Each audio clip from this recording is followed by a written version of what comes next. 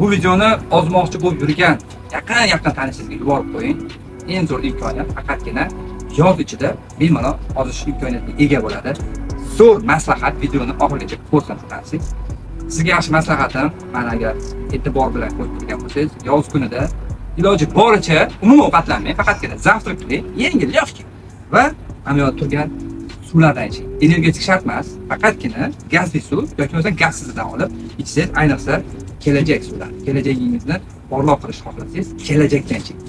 Bu suv o'zimizdan qo'shni davlatda Jallavodda suv bo'ladi, kelajak. Banakva, tog'lar beshigini tevalayotgan suv. Chortoq, o'zimizning Nomongonni chortog'idan olsangiz, вообще Nomongonidan bo'ladi. Dahshat suvlari bor. Va Barjome. O'zimizdan okeanlardan ichadigan suvlar. Santal, menimcha bu suvni hamma biladi. Oldingi nomi Nestle bo'lgan, hozirgi nomi Santal. Maslahatim shu yerda turgan suvlardan bostirib ichsangiz, tanangizdagi qoppayib turgan deydimi? Yog'lar shunaqangi eriydi quyosh chiqqanidan keyin, qadamski уже yozda oxirida qilichdek, yigitdek bo'lasizda. Keyin vashi sizni ko'rib, adasi o'zingizni hayron bo'lib qolish mumkin.